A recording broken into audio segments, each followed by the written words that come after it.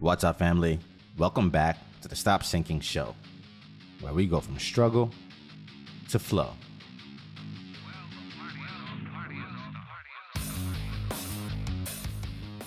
It is said that we fall to our standards. We rarely rise to our ambitions. We tend to live and exist back down to and or up to wherever our standards are set and accepted. Something I always say is your life will always amount to the excuses you let yourself get away with. If you accept less from yourself, the world will never expect any more from you than that. And if you didn't feel bad enough about making the excuses that you make already, I wanted to make you feel worse today by highlighting how even one excuse or even 1 degree of lowered standards can result in an exponential loss of potential. Unfortunately, we slide down faster than we climb up. So the same 1% headed upwards daily, the 1% advantage, the 1% moving up every day, has much less of an effect to move you in the positive direction than does the 1% slide downwards. We slide down much faster than we climb up. And it's like this with everything. Let's take an example. If you lose 50% of your money, let's say you had $100, now you're at 50%, $50. In actuality, the percentage increase that it would take now just to get back to your 100 is not the 50% that you lost. It is now 100% from the $50 that you have left. You need that $50 to double or increase by 100% for it to just get back to the loss of 50% in value. I know it sounds crazy, but loss is magnified, and you can lose your entire resources 1 drip at a time. I usually come to these topics with several different weird examples of things that connect together in my head in my real life. So I'll share the visualization that led to this one. To relax at night, usually the last thing that I watch when I lay in bed is a woodworking video. And maybe I'm just weird because I have no intention of ever being a woodworker, at least I think. And frankly, I've always been afraid to lose a finger on a bandsaw. And I have lived in apartments that I won't even hang up a painting for in a year. I won't even hit a nail into the wall. So let's just say I'm the least handy person you have ever met, and there's no sense to why I would be interested in woodworking directly. And maybe it's the void of not being a handyman that makes me want to watch it. Or maybe it's just relaxing, like I said. Anyway, there's this one guy, Blacktail Studio, who combines wood and epoxy to make these crazy looking tables, dining tables, working office tables. Now, how this all relates is to make the table with both wood and epoxy together, you have to pour gallons of epoxy. And the way it keeps its shape is that you have to create like a housing for the table to do the pour in. So you create this housing, you put the wood, and then you pour the epoxy on top of it. Imagine creating a container in the desired size of the table to put the wood in and then do the pour into. And usually this container that you make that you put the wood in and then do the pour into is called melamine. It's like the styrofoam white sheet that you cut into size and you glue the sides and you put the table in it and you do the pour. Now, you put the wood in, do the epoxy pour, and it fills up to the size of the container, right? You're making it to that size. And it's hopefully close to the final size of the table. Now, this whole scenario presents a huge leak issue. If you haven't sealed the sides of this container properly or the bottom of this container properly, you will get a drip. And when I first saw it, I was like, it's just a small drip. You poured gallons of epoxy and the epoxy will probably harden way before that has any issue. But nope. Even 1 drip, even a small little drip will empty the entire gallons of poured epoxy overnight. It's the power of 1 drip. And the same concept rings true in my home here in India. The government here only provides water twice a day. 1 time in the morning and 1 time in the evening for like 1 or 2 hours each.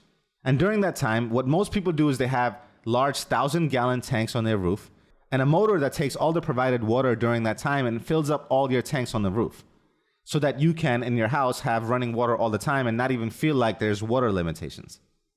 Except for those very few and far between stressful days that we've had when either for a few days the government didn't provide water and your tanks weren't getting filled, or worse, if there is a leak. In similar fashion, I have 10 of the 1,000-gallon water tanks on my roof. So at any given time, I have 10,000 gallons of water when the tanks are filled twice a day. And even if the government doesn't give us water for 3 days, follow me here. Even if no water is added in the tanks for 3 to 4 days, no move in the positive direction, our 10,000 gallons would probably last us those days and we would not know that there was any water shortage. However, in the opposite scenario, even if the water was being sent every day and we filled it twice a day, if there was even a slight bit of leak somewhere, a faucet, a broken handle somewhere, a little leak, and you can be damn sure that those tanks will not last even 3 to 4 days or stay full no matter them being filled twice a day.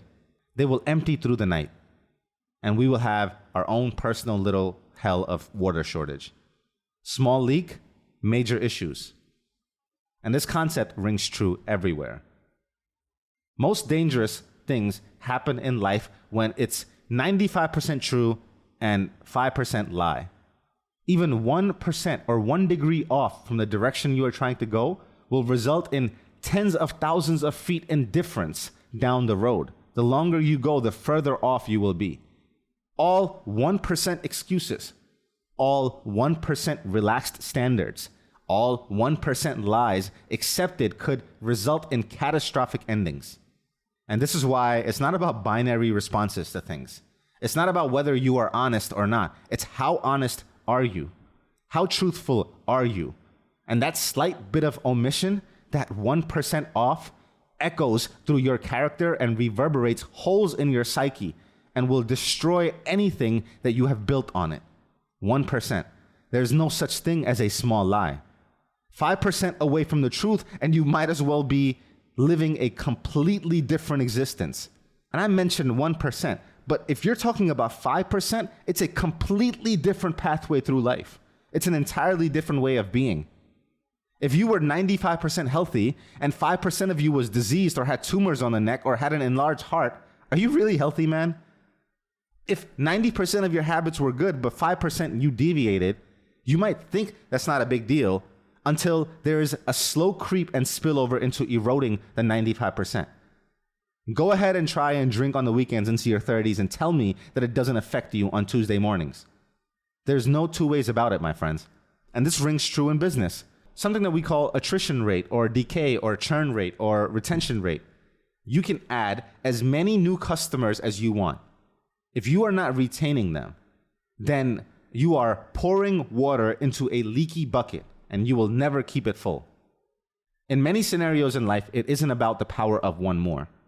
It's about stopping the power of the one drip, about plugging your holes, which might result in more growth than just pouring more and more resources on top. And now, if you want to get nuanced, I think focusing on retention as far as a business goes is a more matured season in the business life cycle. You probably don't start out by focusing on retention. So sure, use your 95% truth to get you out of the gate, get you started. But as soon as you have some momentum, if you continue to let yourself get away with the 5% offset, you will be miles off from your goal. You will be so far away from what you set out to do, you won't even recognize yourself. By no means am I saying that we have to be perfect or that we can ever really achieve perfection. But you also cannot be satisfied with 95% truth. This is a conversation of standards, right? Of where you set your aims at.